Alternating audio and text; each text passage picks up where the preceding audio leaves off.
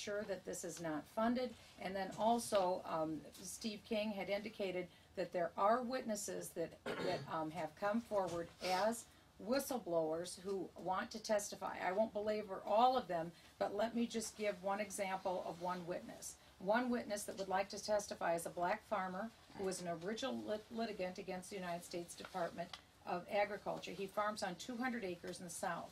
He believes that injustice was done to black farmers and restitution was necessary. But the Pigford process is ripe with corruption and fraud. He is personally aware of homeless people who've received Pigford payments and attorneys who have trolled through neighborhoods signing up claimants that were known to have never farmed a day in their life. He personally knows of federal government employees who recruited illegitimate Pigford claimants and took a kickback for securing them money. He estimates that 60 to 70% of the claims filed under Pigford are fraudulent, as stated by Representative Steve King. And we have one more witness as well. Witness number 2 also has worked for the USDA for more than 30 years, largely in farm loans and finance in the central south of the United States. He personally knows of widespread fraud that he witnessed and bogus claims made on Pigford forms. We will go ahead and make this list available of sketches of potential whistleblowers who would like to come forward. And this, again, is more reason why we are demanding that Attorney General Holder hold a thorough and complete investigation before any more funds are distributed, and also go back and investigate the $1.6 potential billion that has already gone out for Pigford and Pigford 1. I think there's a lot that I could say or Bob could say as well, but I think it's time to take some questions. Yes. How much do you think the investigation process will cost? And also, if the gavel changes hands, is this something you would go back and investigate? There are some numbers across the board, but if I were to speculate on that, I'm sure I'd be wrong. I would instead say that I believe that getting it right, the matter of principle, and not rewarding people that are seeking to defraud the federal government, stands up against the cost of an investigation. And the idea, this is the real story here, is that yes, people were discriminated against. That was dealt with in a consent decree. And the Congress did not act on Pigford 2 that was brought in the House and also brought in the Senate.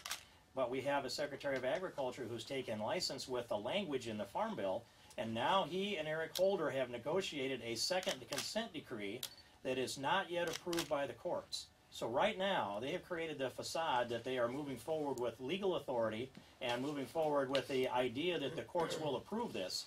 And this Congress has not approved Pigford 2, and the courts have not approved a second consent decree. And to move forward in the face of all of this, all these allegations of fraud is irresponsible, and we must get to the bottom of it. It's our job to do oversight regardless of the cost. Yes, sir. And the cost would be far, far less than the amount of money that is being proposed to be spent here, $1.3 billion. It would be in the hundreds of thousands or millions of dollars. And if the gavel changes hands, would you go back? And Michelle just remembered, in 2010 is when they negotiated that agreement. So the directions that they contend came from the 2008 Farm Bill weren't acted upon by anybody until such time as we had a new administration, and then a year into the new administration plus a month. Yes, sir. Why do you think you're not getting more support on your side of the aisle for this? I mean, this latest $1.2 billion has been floating around for months. It's passed the House. It's on the Senate side. I don't know of any Republican who speaks. They might talk about, overall spending, but not against this particular program. Why are you not getting more support? Well, it's a racially charged issue. I mean, that is the bottom line, and people are afraid to touch it. If this were something else, then I think you'd see a real focus on it. But especially if you take conservatives from the Deep South, it's radioactive to them for an issue. And so that's one of the reasons. And another is it just hasn't risen to the attention level of this Congress, partly because we haven't said enough, done enough, even though Mr. Goodlatte held that hearing and started to illuminate the issue. And I don't think anybody realized where they were taking the authority from in order to go out and negotiate a Pigford 2 that's moving towards a consent decree if it's approved by the court. This is a Obama administration getting together and deciding what they can do. By the way, Judge Friedman's opinion on Pigford 1 starts out with these words: 40 acres and a mule. And he goes on to lament that he can't right all the wrongs of slavery and segregation. And I lament that we can't either, but he attempts to, and I don't believe we can. I think we've got to close the book and move on. Oh, I wanted to ask.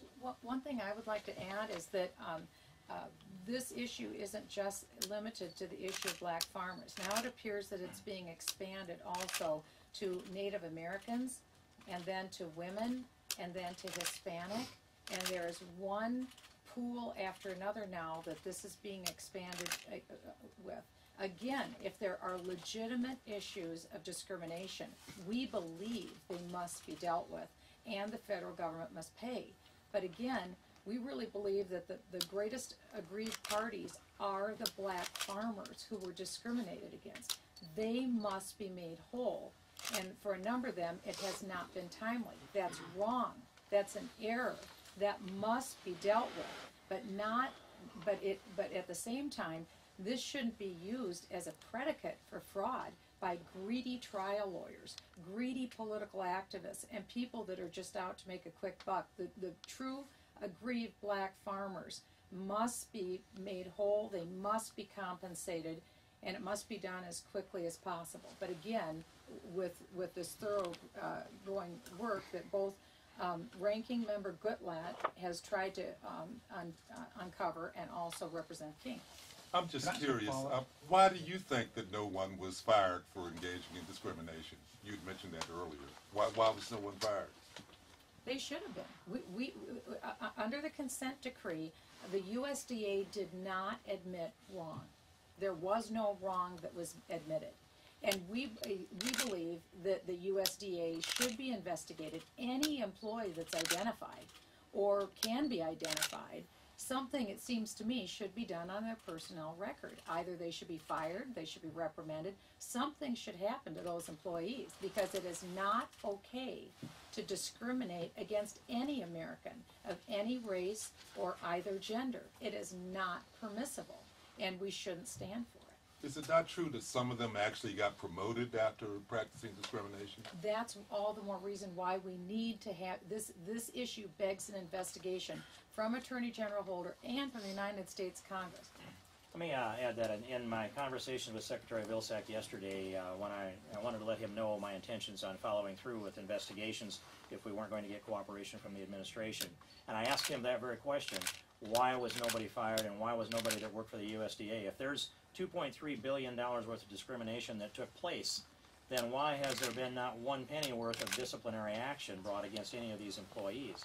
And his response was that he's not willing to relitigate Pigford 1, that there are new people in place to evaluate Pigford 2, and that we can't go back to the 1980s, and well, this would include also the 1990s, and bring punishment against people that may have committed discrimination. I think it's curious that we can go back and pay people for alleged discrimination in the same period of time that we can't identify the discriminators. And I think you've pointed out that discrepancy. Can I ask a follow-up question to something that was asked earlier, and that is about the potential changing of the gavel here in January? Is this one of those issues that you'd like to see investigated in a Republican-led House? And are there other issues? You'll have the subpoena power. You'll have the power to call hearings, at will. Where do you see it going in January? Well, I am no longer the ranking member. This issue has been going on for a long time. But if this kind of massive expenditure is undertaken without accountability on the part of the Department of Agriculture, I think it's the duty of the Congress to exercise that kind of oversight. I think that should be done right now, especially if there are plans to undertake such a massive expenditure without the kind of hearings that I think are necessary to look into that, and without the kind of proper investigation by the Government Reform Committee, Agriculture Committee, the Judiciary Committee, and within the Department of Agriculture by the Inspector General's office and so on. So I would be calling for those hearings right now, but certainly we're not in a position to effectuate that in the minority. So in the majority, we certainly would give a high priority to looking to make sure that the taxpayers' money is being spent wisely and that justice is being done in the administration of a settlement like this. I'll just quickly add three things I've got in mind. would be investigation into Pigford, one into Acorn, and one into the racial discrimination allegations in the Department of Justice. Those three come to mind as, I think, a duty of any Republican majority, and we're not going to get cooperation from this administration or this majority. We've tried that. Do you have any support in the Senate on this? You're calling on the Senate not to move forward on an agreement on Pigford 2. Is there anybody who's receptive to that in the Senate? Do you have support? I would perhaps give you a start to direct your questions, perhaps at Senator Coburn, who I think has been fairly vocal on this, and I think he can articulate that pretty well without my help, though. Ms. Bachmann, how big do you believe the class of fraudulent claims is versus the total? I think 94,000 was the total number that you mentioned of claimants under Pigford. How many of those do you believe are fraudulent or otherwise non-deserving? We have no independent information to verify how many claimants there were. What we know are the statistics that are given to us by the government. What the Census Bureau says, a total pool of 33,000 black farmers, and yet there are 94,000 litigants. We think that's why Attorney General Holder should look into this issue, and that's why Congress should hold an investigation, because we are without knowledge to answer that question. So what would be different in the payment process under this settlement right now than what was laid out in the GAO report in 2006, and how the court was managing those cases and going through and verifying and checking and kicking people out and putting people in? What would be different? I can speak to that with regard to Track A, which is essentially the claim that's a $40,000, excuse me, a $50,000 claim. There aren't distinctions. It's exactly the same. You have to allege that you are black, wanted to be a black farmer, that you were denied an application and that you believe you were discriminated against, and then the follow-up is to have an affidavit, which is part of the form. It's like 2 inches by 4 inches, a little square box in the middle, for a place to sign for your witness who confirms that you have complained either in writing or orally to a USDA official or a member of Congress. So if you can find a buddy that can sign the affidavit and you check the boxes, that's pretty much, if the rest of the information holds up, that's the standard for both Pigford 1 and Pigford 2. But under Track A. Track B, the litigation component of this, the more difficult one, the one that paid off Shirley Sherrod, by the way, there's a cap on that of $250,000. There wasn't a cap on Pigford 1. And by the way, we should think about what this means. I mean, I heard Shirley Sherrod's speech. I didn't know she was a representative of the USDA when I heard it. It sounded to me like what you would hear before an NAACP convention. Then I heard her broader speech, and I thought the theme of it was fine, but it brought the focus on this. And remember that she represented New Communities Incorporated, a black communal farm in Georgia. And they put together, remember the name, 6,000 acres, I believe it was. That corporation went under in '85. The corporation was dissolved in '89. It was reformed again after the Pigford consent decree was signed. That was April 14th of '99. And she and her husband reformed New Communities Incorporated May 1st of the year 2000, presumably to take advantage of being able to file a claim on Pigford. And thereby the largest civil rights settlement in the history of America, Pigford won.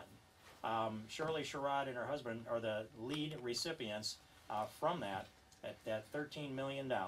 And that was she received notice of that on July 22nd of 2009. And on July 25th, she was hired by the Secretary of Agriculture. That, to me, is curious, and I'd like to know what's up. And I'm putting down the Isn't that questions. the point of some of this? That perhaps she reformed, but her farm couldn't get loans. I mean, that she went to court and presumably demonstrated that she faced hardships from the department that white farmers didn't. I mean, the fact that her farm would have gone under is the logical conclusion to that, right? I mean, that's what they're arguing, is that they couldn't survive. I lived through the farm crisis, and a lot of my neighbors went under, and '85 was the pivotal year. We don't know the facts underneath this. That's sealed with the records of the court. That's something we should take a look at. I don't pass judgment on whether it was a legitimate claim or not, but I think it's curious that she was hired by the USDA 3 days after she got the notice of the largest settlement in the largest civil rights case in the history of America. A man in the middle. What will you tell the black farmers who really were discriminated against and who you say you want to make whole, whose lives are going to fall apart because you're prolonging this process even more after they've waited years and years and years? Each farmer is not just going to be handed money, therefore each person will be judged based on the merits of their case. So couldn't you investigate and also allow them to participate in this settlement process that has been approved in the courts and by the House and other entities? You know, if this goes forward, there isn't any way to undo. And I think that the injustice that we're seeing now is an injustice to black farmers that have been discriminated against. But it's something that's not perpetrated by these members of Congress that oppose an appropriation now.